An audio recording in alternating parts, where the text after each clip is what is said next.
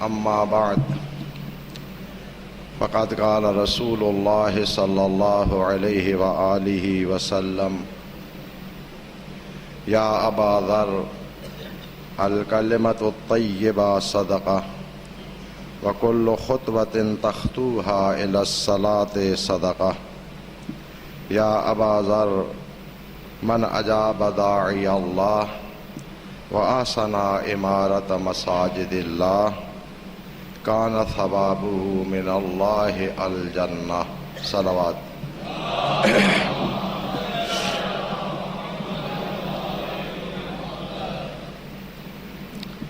نبی اکرم صلی اللہ علیہ وآلہ وسلم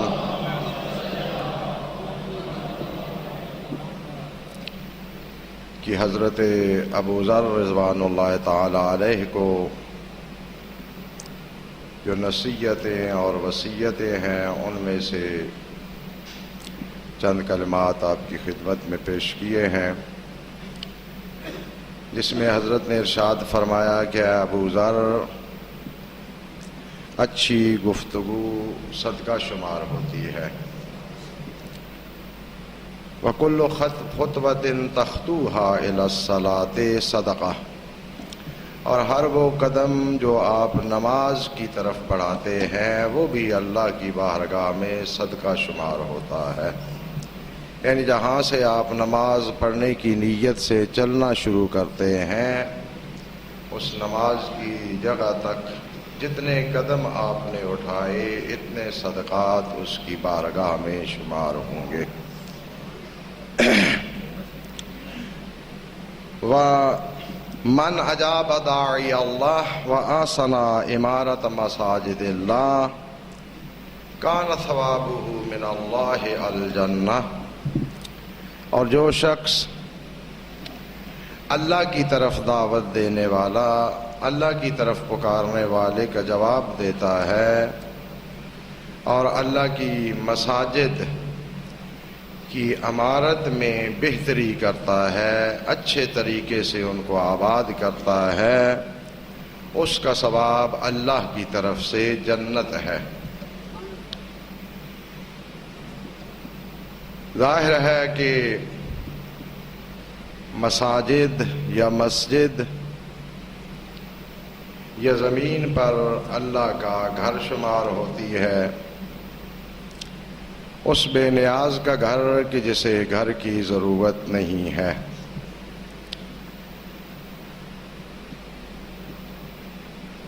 کچھ عرصہ پہلے عرض کر چکا ہوں کہ یہ جو نسبتیں ہیں بیت اللہ، اللہ کا گھر یا خانہ خدا،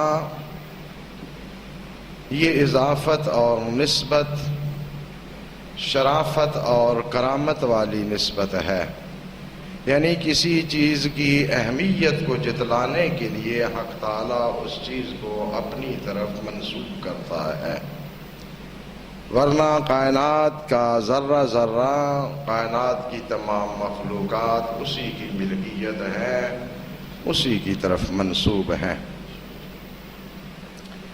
لیکن کچھ مخلوقات یا کچھ مقامات کی دوسرے مقامات یا دوسرے خطوں پر فضیلت کو ظاہر کرنے کے لیے اسے اپنی طرف منسوب کر دیتا ہے۔ اسی طرح یہ جگہیں جو مسجد کے نام سے بنائی جاتی ہیں، اگرچہ تمام زمین اسی کا ملک ہے، زمین و آسمان کے درمیان رہنے والے سب اسی کا ملک ہیں، لیکن خصوصیت کے ساتھ اسے منسوب کرنا اس مکان کی فضیلت اور کرامت کا اظہار کرنے کے لیے ہے کہ یہ جگہ عام مقامات جیسی نہیں ہے۔ اور تمام عقلاء اس بات پر متفق ہیں کہ اگر کسی جگہ، کسی شخص یا کسی چیز کی بھی اہمیت یا مقام یا عظمت میں اضافہ ہوتا ہے تو اس کے آداب میں بھی انسان کو عام مقامات یا عام اشخاص کی نسبت کچھ اضافی آداب کا لحاظ کرنا پڑتا ہے۔ ایک ایسی شخصیت کہ جس کے احترام اور عظمت کے قائل ہوں، اس کے ہوتے ہوئے کوئی شخص بلند آواز سے گفتگو کرے تو یہ خلاف ادب سمجھا جاتا ہے۔ اور وہ مقامات جو خداوند متعال سے منسوب ہیں یا خداوند متعال کے مخصوص نمائندگان سے مخصوص ہیں، ان کا بھی ایک ادب یہی ہے کہ جب ان مقامات پر انسان حاضر ہو جو اس کے نمائندوں کے ساتھ اختصاص رکھتے ہیں، یا ان محافل میں حاضر ہو جہاں پر اس کی طرف سے منصوب نمائندے تشریف فرما ہوں، تو پھر اس مقام اور محفل کا ایک خاص ادب یہ ہوتا ہے کہ وہاں پر بلند آواز سے گفتگو نہ کی جائے۔ عظمت الہی اور حیبت الہی، جلالت الہی کا تقاضا یہ ہے کہ وہ مقامات جو حق تعالیٰ سے منسوب ہیں وہاں پر بھی انسان خضوع و خشوع، فروتنی کا اظہار کرے، تواضع کا اظہار کرے، اور ہر وہ ایسا کام جو خلاف ادب یا سوء ادب شمار ہوتا ہو ان مقامات پر کرنے سے اجتناب کرے۔ بہت سی قباحتیں ایسی ہوتی ہیں کہ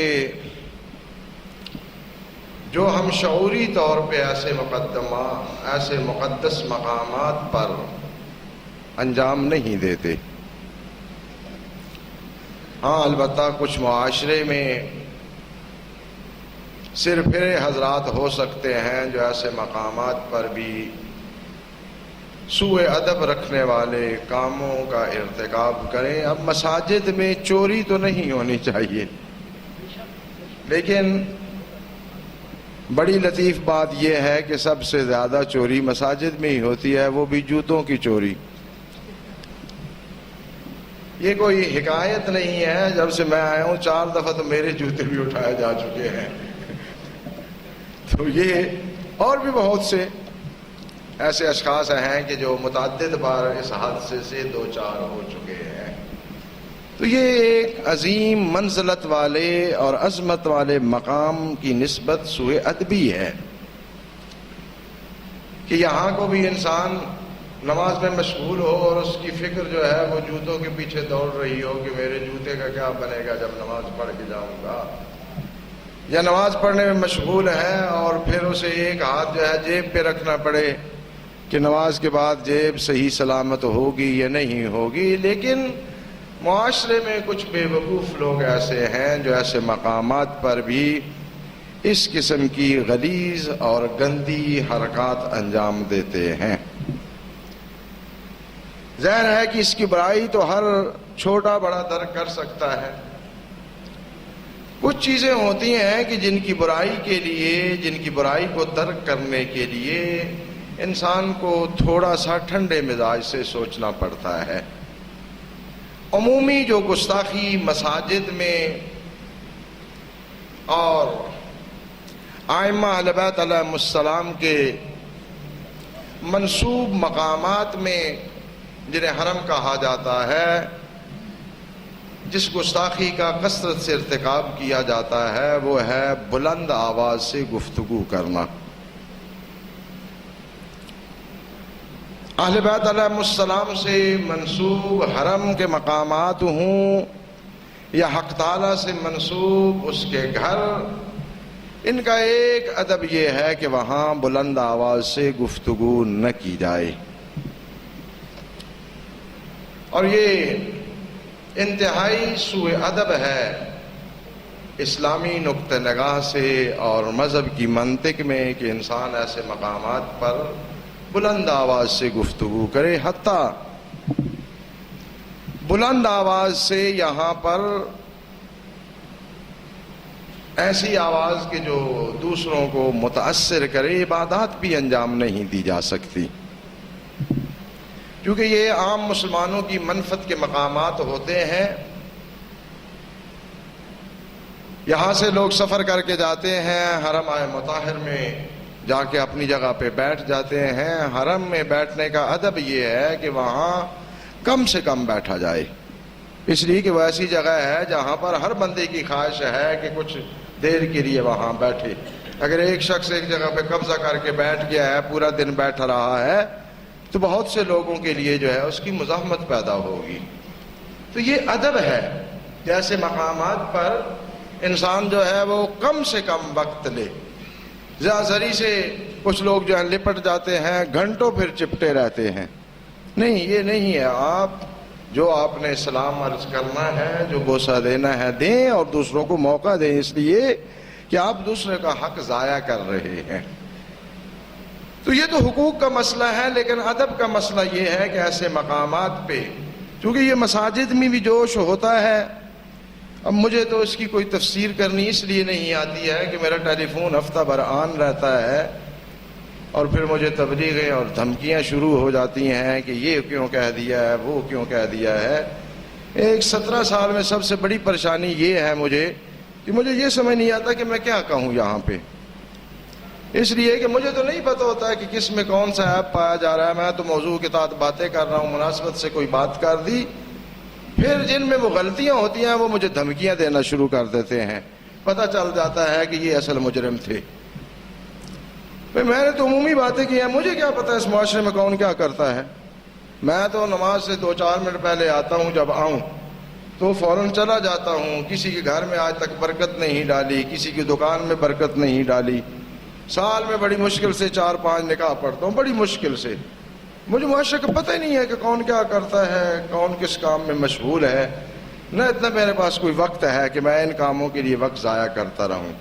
عمومی باتیں کرتا ہوں، دھمکیوں سے پتہ چل جاتا ہے کہ اس محفل میں اس جرم کے مجرم بھی موجود تھے.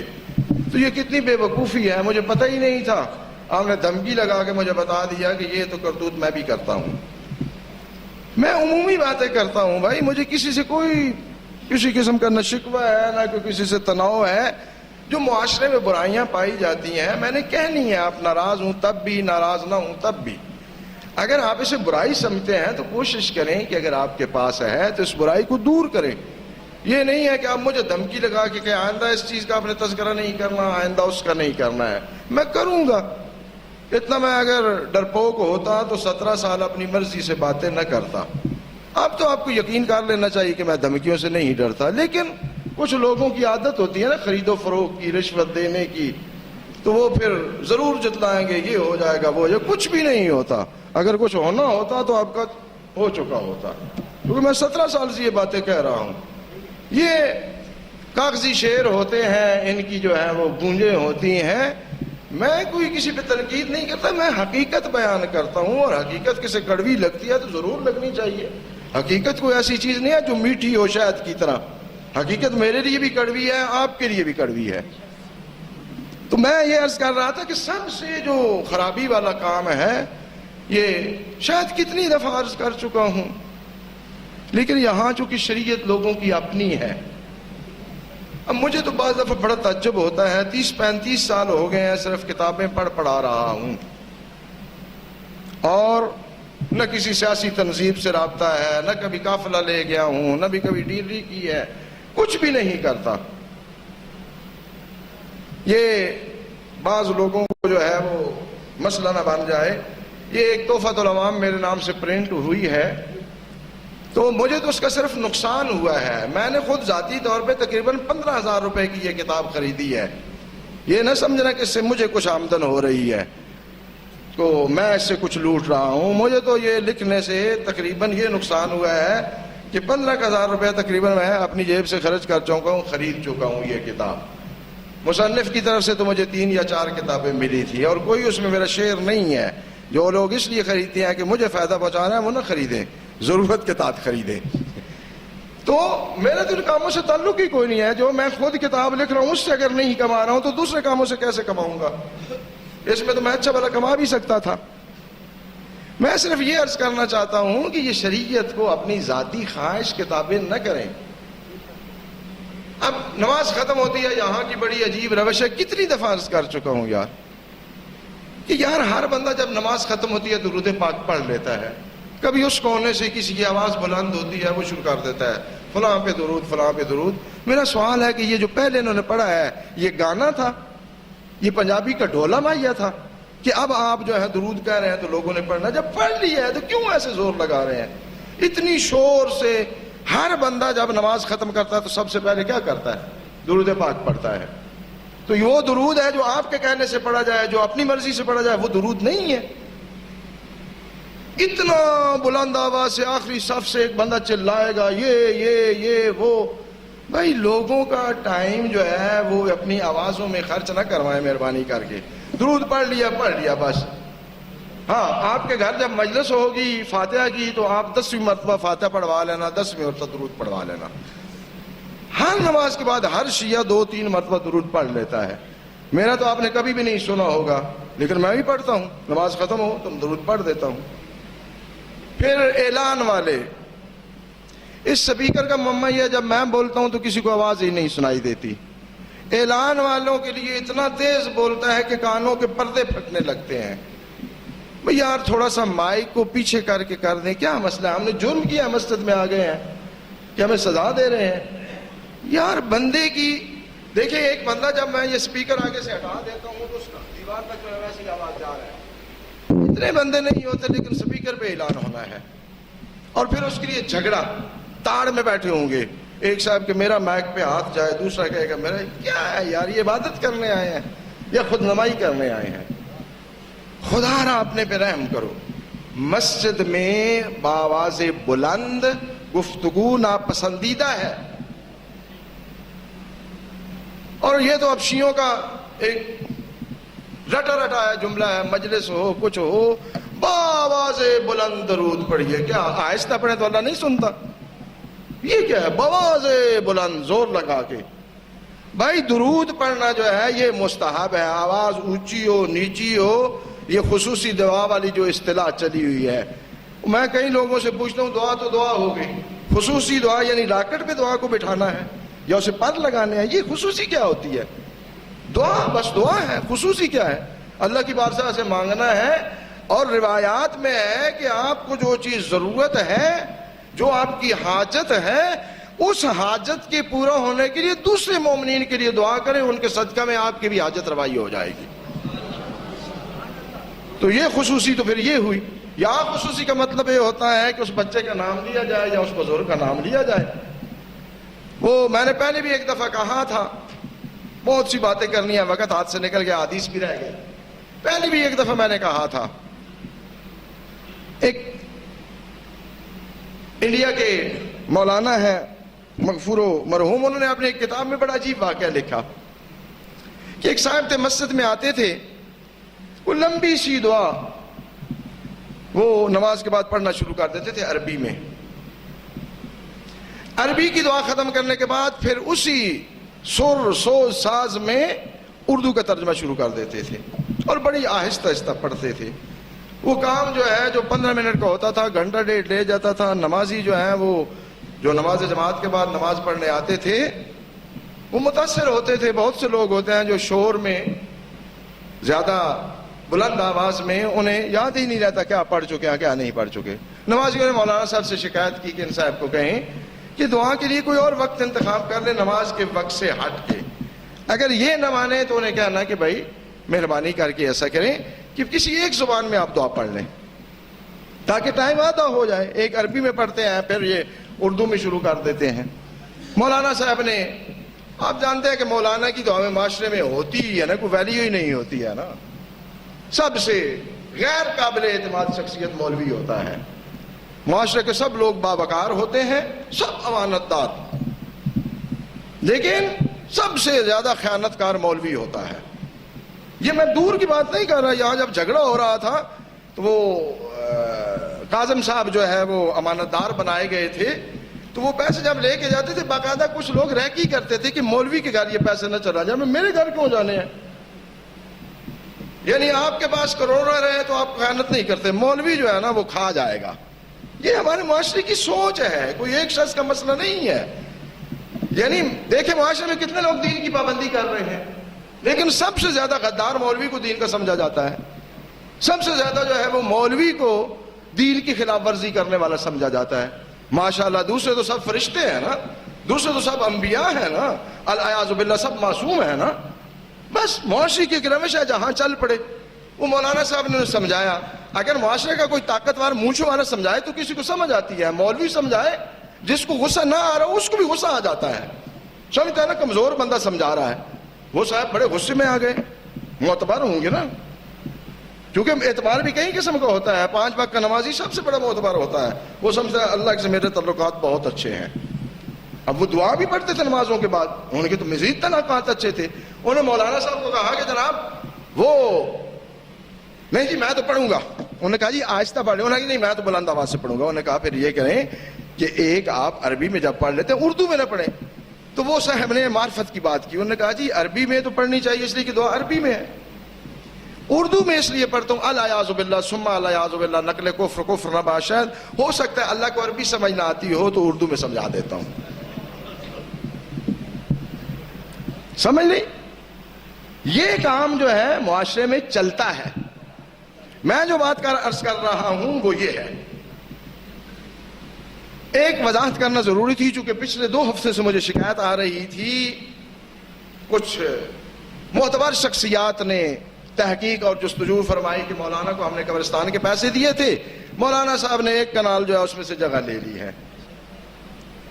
یہ کسی صاحب نے کوئی نئی تحقیق پیش کر کے دکھائی. اب مجھے ضرورت نہیں ہے جو بھی ہو, میں صرف یہ عرض کرنا چاہتا ہوں کہ بینک کے اکاؤنٹ میں جتنے بھی قبرستان کے پیسے تھے میرے نام پہ کوئی نہیں تھا, 2 بندوں کا مشترکہ اکاؤنٹ تھا اور اس میں وہ پیسے جاتے تھے. آج تک میں نے کوئی رسید نہیں کاٹی ہے, نہ میرے کسی نے کاپی دی تھی کہ میں نے کوئی پیسہ لینا تھا. اور جن لوگوں نے لیا ہے وہ زندہ سلامت ہے. اکاؤنٹ جو قبرستان سے کے پیسے نکالے گئے ہیں 3 مہینے بعد نکالے گئے ہیں, اس سے 3 مہینے پہلے مجھ سے پیسے 4 بندوں نے گن کے ایک کنال کے لے لیے تھے. ٹھیک ہے جی. اب جس کو یقین نہیں آتا بسم اللہ, اس سے زیادہ نہیں. بندے زندہ سلامت ہیں, ان کے جا کے پوچھ لیں. اکاؤنٹ کے پیسے 1.5-2 مہینہ بعد میں نکالے گئے ہیں. مجھ سے اس زمین کے پیسے پہلے لے لیے گئے ہیں, قبرستان بن گئے, ابھی تک مجھے زمین نہیں دی گئی. یعنی سب سے پہلے پیسے میں نے دیے ہیں لیکن ابھی تک مجھے زمین نہیں ملی. اور صاحب یہ فتوے دے رہے ہیں کہ جناب ایک کنال پہ مولوی نے قبضہ کر لیا ہے, قبرستان کے لیے جگہ تھی, پیسے قبرستان کے لیے دیے تھے. میں سمجھ رہا ہوں کہ میرے پیسے بیچارے ضائع ہو گئے, میں نے جیب سے دیے ہیں گن کے. ٹھیک ہے جی. دوسرا مسئلہ, چونکہ قبرستان کی مناسبت سے بھی یہ بڑا مہم مسئلہ آ گیا ہے. ظاہر ہے کہ میں تو کمیٹی کے خلاف بولوں تو وہ میرا سانس جو ہے بند کر دیتے ہیں, پھر حکومت خلاف پنجاب کے خلاف بولنا تو اس سے بڑا مشکل ہے. وہ تو ماشاءاللہ طاقت والے ہی بڑے ہیں, وہ تو جب چاہیں انسان کی آکسیجن روک دیتے ہیں. اب یہ ایک پرابلم ہے, لاہور پہ پیسہ وہ خرچ کر رہے ہیں, کریں, لیکن کچھ لوگ بدنیت ہوتے ہیں. وہ اچھائی کا بھی کام کرتے ہیں نا تو ایسا کام ضرور کرتے ہیں کہ انہیں گالیاں پڑیں, لانتے پڑیں. کچھ لوگوں کا مزاج ہوتا ہے, یعنی خالص نیکی انہیں برداشت نہیں ہوتی, تھوڑا سا نا اس میں لانتوں کی بھی ملاوٹ ہونی چاہیے. اب دیکھیں صدیوں پرانا قبرستان ہے مومن پورہ, اس طرف قبرستان مومن پورہ ہے, اس طرف سینمے ہے. سینموں کی طرف سے جگہ نہیں لے رہے کہ اس طرف اسٹیشن بن جائے, وہ کرے. مردوں کی طرف وہ جو ہے نا اسٹیشن بنے گا 20-25 فٹ, اس طرف سے لینا چاہتے ہیں. تو بھائی وہ اس طرف سینمے ہیں, جو جگہ خالی پڑی ہے اس طرف سے لے لیں. شاید ہو سکتا ہے ان سے تعلق داری ہو. یہ جو تعلق داریاں بھی 2 قسم کی ہوتی ہیں, بچپن کی دوستیاں اور بیٹی والوں کے سسرال. یہ بڑی 2 خطرناک رشتہ داریاں ہوتی ہیں. اب کیا ان کا پرابلم ہے یہ تو مجھے نہیں پتا ہے, لیکن میں یہ عرض کرنا چاہتا ہوں کہ اگر آپ اس پہ کوئی رد عمل نہیں دیں گے, آج یہ کرنا چاہیں گے وہ کر لیں, تو کل باقی قبرستان میں بھی اسٹیشن ہی بنے گا, اور کچھ چیز نہیں بنے گی. بھائی ایک طرف قبرستان ہے, دوسری طرف عام عمارتیں ہیں, یا سینما ہال ہیں, یہاں وہاں یا شو روم ہے, ان کی طرف سے 20 فٹ جگہ نہیں لی جا سکتی, لیکن قبرستان سے لی جا سکتی ہے. چونکہ بہت سے مردے بچے بیچارے ایسے ہیں جن کا اب کوئی ولی وارث زندہ نہیں ہے, انہیں پتا ہے کہ یہاں کوئی احتجاج کرنے والا نہیں ہے. مہربانی فرما کے یہ ان بے وقوفوں کو سمجھائیں, اتنے پیسے خرچ کرنے کر کے جو لعنت اور گالیاں لینا چاہتے ہیں, گالیاں مفت بھی مل جاتی ہیں, اس کے لیے اتنے خرچ کرنے کی ضرورت نہیں ہوتی. خدا رہا ایسا کام کریں کہ آپ پہ لانتے نہ پڑیں, آپ کو وہاں قبرستان میں ہر جانے والا شخص جو ہے وہ گالیاں نہ دیتا رہے, 10-20 فٹ اس طرف سے اس طرف ہو جائے تو کوئی مسئلہ نہیں ہے. ایک شیعہ کی مسجد بھی ہے, یہ ملتان روڈ والی قدیمی مسجد ہے, کیا چھپڑ جناب والی مسجد, یہ بھی جو ہے نا اس کے اندر کر دی گئی ہے. اب اس کا کیا بنے گا یہ بھی کوئی پتہ نہیں ہے. ویسے شیعہ قوم بڑی صابر قوم ہے, برداشت کر سکتی ہے, کوئی معمہ نہیں ہے. تو مہربانی کر کے اس کا جو قانونی حل ہے, جو جائز طریقہ ہے, اس طریقے سے. میں یہ نہیں کہہ رہا ہوں کہ آپ نے جلوس نکالنا ہے اور آگے لگانی ہے اور شیشے توڑنے ہیں, گاڑیاں توڑنی ہیں. قطعاً اگر ہم ایک ملکیت کی دفاع کے لیے احتجاج کرنا چاہتے ہیں تو یہ ہمیں شرعاً, قانوناً, اخلاقاً کوئی حق نہیں ہے کہ ہم دوسرے لوگوں کی املاک کو نقصان پہنچائیں.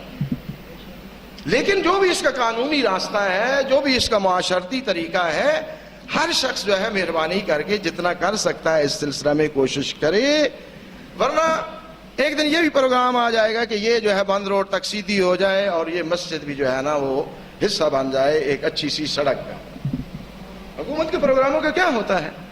اور پھر ہم اتنی بڑی مسجد نہیں بنا سکیں گے اگر یہ اندر چلی گئی تو. یہ بھی پتہ نہیں کس طرح بن گئی, اب ہمارے امکان میں نہیں ہے اتنی بڑی مسجد بنانا. لہذا مہربانی کر کے اپنی ذمہ داری کا احساس کریں اور جو اس کا جائز قانونی اخلاقی طریقہ ہے, جو کچھ کر سکتا ہے, جتنا کسی کے لیے ممکن ہے وہ ضرور اپنائے اور اسے انجام دے. بارگاہ رب العزت میں مسررانہ دعا ہے